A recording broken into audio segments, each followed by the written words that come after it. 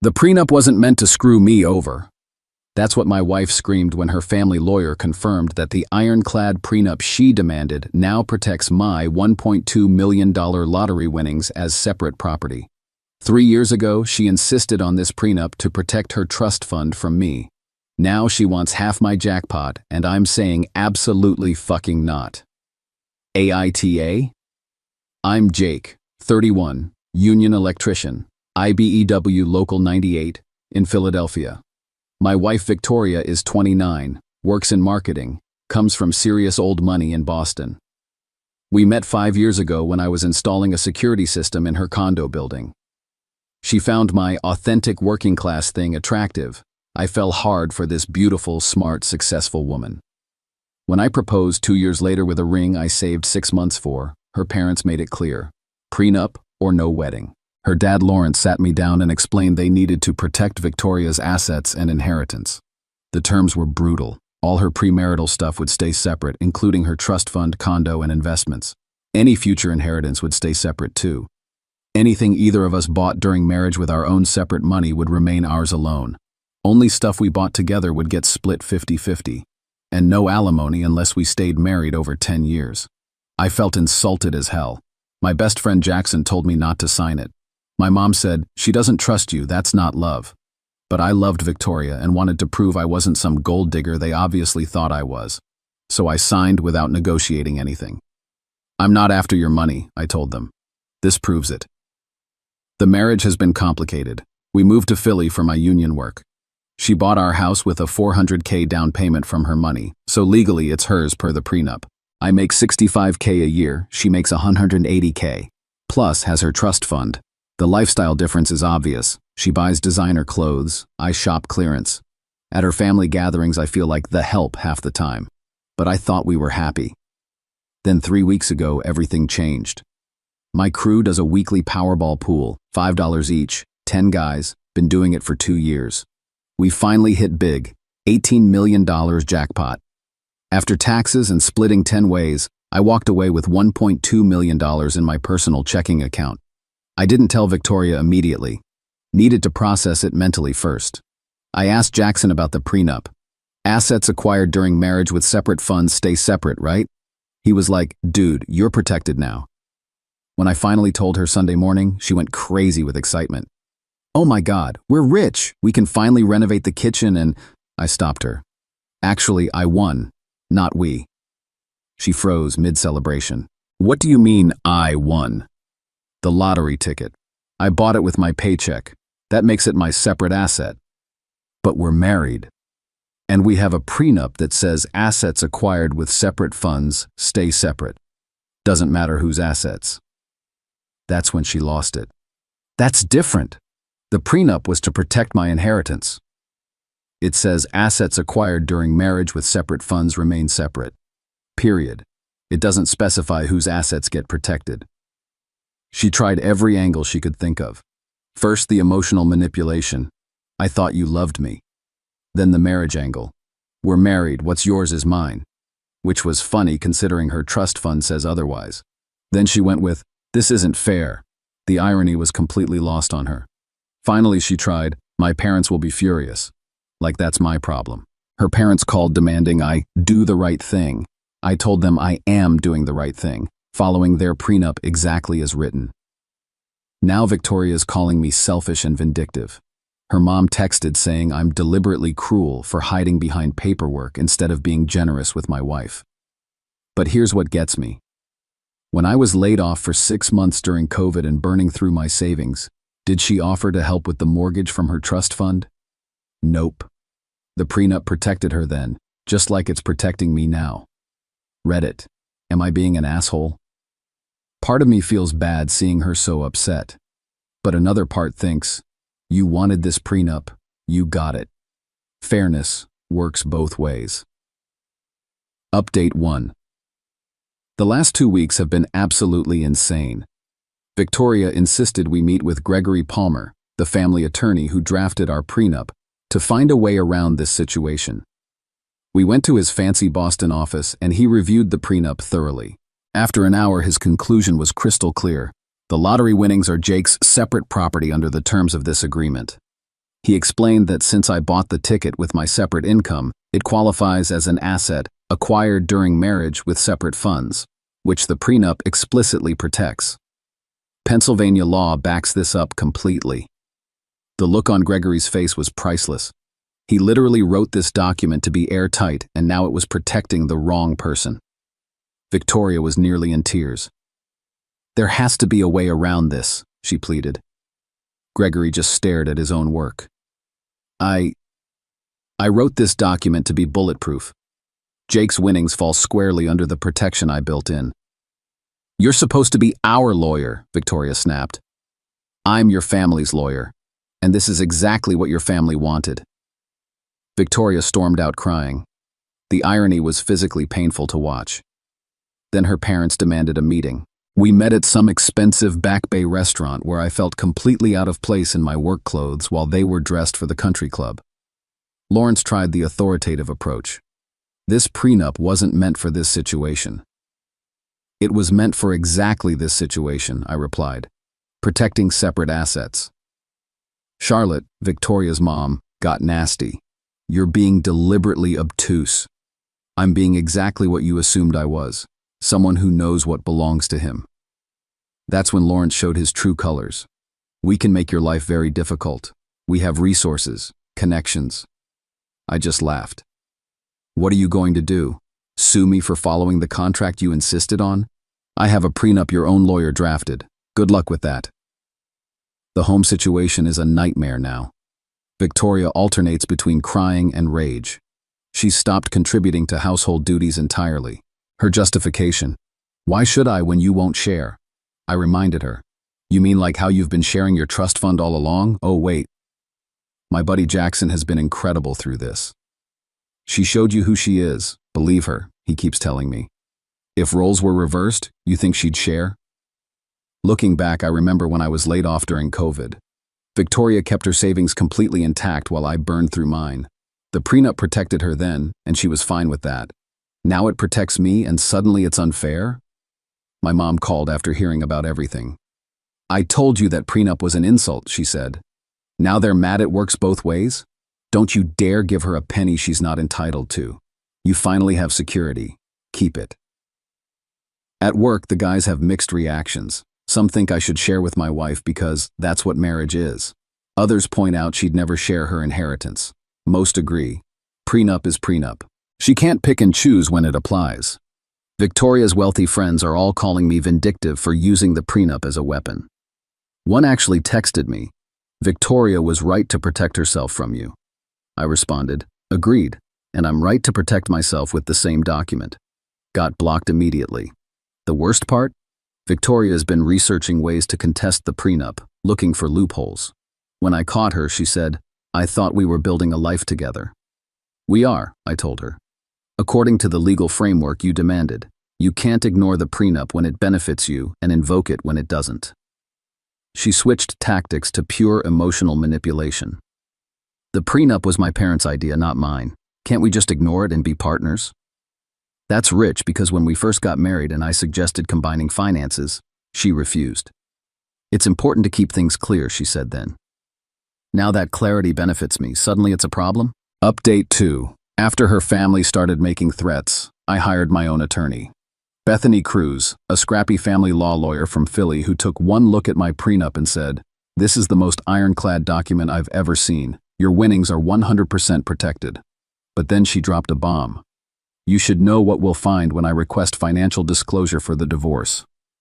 Turns out Victoria has been hiding a lot more money than I ever knew about. The $400K trust fund I knew about? That's just the beginning. There's another trust fund worth $300K that I had no idea existed. She's got investment accounts with $150K, money market accounts with $80K. We're talking close to $1 million in total personal wealth that she never mentioned. I literally almost had a panic attack. My wife is worth nearly $1 million, and she's demanding I share $1.2 million. She has almost as much money as me hidden away and made me feel guilty for having something for the first time in my life. But it gets worse. Bethany pulled credit card statements showing Victoria spent $48,000 on clothes and accessories last year alone, while I drove my 2009 F-150 with 180K miles. while I packed lunch every day to save money, while she complained my anniversary gifts were cheap, all while sitting on $2.3 million she never bothered to mention. I confronted her with the financial documents. You have nearly $1 million and you're mad about my $1.2 million? That's different. That's money I've always had. Money you hid from me while I lived like I was broke. You let me stress about bills while you had nearly $1 million. I didn't hide it, you never asked. Because I trusted you. While you made me sign a prenup assuming I was a gold digger. That's when she finally realized I was done. She started apologizing, saying she should have told me about the accounts, that we could work it out, go to counseling, that she didn't even care about the lottery money anymore. But I care, I told her. I care that you're worth millions and made me feel like shit for having nothing. I care that the second I had something you wanted half. I care that you never trusted me but demanded I trust you completely. I filed for divorce. The prenup makes it straightforward. She keeps her nearly $1 million plus the house. I keep my lottery winnings and truck. No alimony since we've been married less than 10 years, and we're done. Clean break. Her attorney tried proposing that I give her $400K from the lottery as a goodwill gesture. Bethany's response was epic. My client owes your client exactly what the prenup specifies, nothing more. There was one complication. I'd paid $1,500 a month toward the mortgage for 3 years, totaling $54K. The prenup was ambiguous about whether mortgage payments constituted equity or rent. Victoria's position was that I was essentially paying rent to live in her house. We settled on me getting back $30K of my mortgage contributions, plus Victoria paying all divorce attorney fees for both sides. Not ideal, but I wanted it over. Moving out was surreal. Loading my truck with the few things that were actually mine while she watched from the window crying.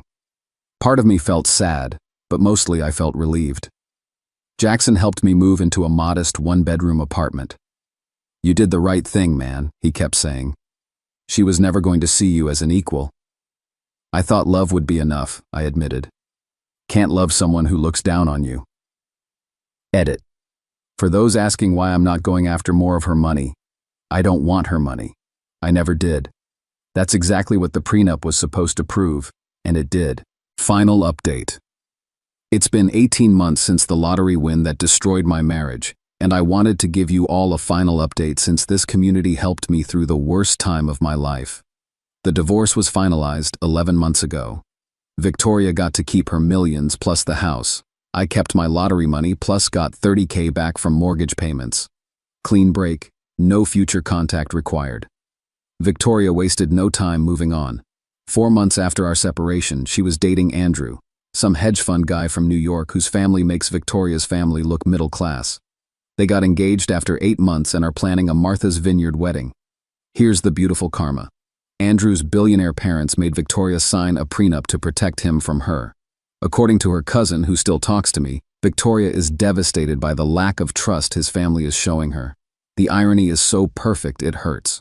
She's experiencing exactly what she put me through, being seen as a potential gold digger who needs to be protected against legally. As for me, I'm engaged to someone incredible. Rachel, 30, elementary school teacher making $52K a year. I met her 9 months after my separation at a coffee shop where she was grading papers. We started chatting and just clicked. The contrast with Victoria couldn't be more stark. On our first date, Rachel split the check without even thinking about it. She drives a 2015 Honda Civic and has never apologized for it. Lives in a small apartment she's proud of, talks openly about her student loans and teacher salary struggles. When I told her about the lottery win 4 months into dating, her reaction was perfect. That's amazing. What are you doing with it? Invested most of it conservatively, trying to be smart. Good for you. I just hit 10K in savings and felt like a millionaire. No calculation, no expectation, no entitlement. Just genuine happiness for me. When I told her the full story about Victoria and the prenup, Rachel's response was, "Wait, she was worth almost $1 million and mad about your $1.2 million?" When I confirmed it, she said, "What a bitch." The first time she'd ever cursed in front of me. We both laughed for 5 minutes straight. I proposed to Rachel last month while hiking in Valley Forge Park. Simple 2K ring, beautiful vista, heartfelt words about building a life together as equals. She cried happy tears and said yes immediately. No prenup discussion needed because we're both bringing similar assets and values to this marriage. The difference is night and day. Rachel insists on splitting our apartment rent 50-50, despite knowing I have savings. "I'm not with you for money, I'm with you for you," she says. We have joint accounts for bills and separate accounts for personal stuff. No resentment, no power imbalances. Our wedding is planned for next spring, $15K total budget, backyard of her parents' house, 80 guests, food truck catering. Rachel found her dress at David's Bridal for $600 and is more excited about the marriage than the wedding. I used $150K of my lottery money to buy a small rental property in a working-class Philly neighborhood. I keep the rent affordable at $900 for a 2-bedroom, market rate is $1,300, and my tenant is a single mom who teaches at Rachel's school. The money is being used for good, not hoarded. Victoria's cousin gave me one more update recently. Apparently Victoria talks about me sometimes, says she made a mistake letting me go. She's realized that Andrew's family sees her exactly the way her family saw me, as someone who needs to be protected against. But the wedding is planned and she's too proud to back out. Lawrence, her father, actually called me recently. I expected hostility, but he was apologetic. "I wanted to say you were right about the prenup," he admitted. "Victoria is experiencing now what you experienced then. Andrew's parents treat her like a fortune hunter. I'm sorry I didn't see that we were doing the same to you." I appreciated the call but told him I'd moved on completely. Which is true. I don't think about Victoria much anymore except when these updates remind me how much better my life is now. The lottery money was nice, but finding Rachel was the real jackpot. She's everything Victoria wasn't. Genuine, unpretentious, financially responsible without being obsessive about it.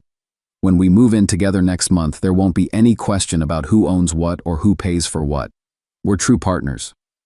To anyone dealing with a prenup that makes them feel like a potential criminal, remember that those documents protect whoever needs protecting when the time comes. Victoria wanted insurance against my intentions. Turns out I needed insurance against hers. The right person doesn't require a lawyer to trust you. They trust you because they know your character, not because of your bank account. Edit. For those asking, yes, I'm genuinely happy Victoria found someone wealthy. They're a better match financially and socially. I hope they're happy together, though the prenup situation suggests they're starting with the same trust issues we had. Edit 2. Rachel and I are planning to visit my family in Scranton next month. My mom already adores her after one FaceTime call. "She's real," Mom said. "Keep this one." Planning to do exactly that. Edit 3. Someone asked what I'd tell my younger self. Simple. Don't sign legal documents that assume the worst about your character unless you're prepared to enforce them when they benefit you instead. Fairness works both ways, even when people don't expect it to. P.S. Rachel is currently grading papers while wearing her engagement ring and eating takeout Chinese on our couch. She's never asked about my investment accounts, never suggested we upgrade our lifestyle, never made me feel less than enough. This is what partnership looks like when both people see each other as equals rather than assets to be managed. The prenup Victoria demanded to protect her from me ended up protecting me from her. Sometimes the universe has a sense of humor about justice.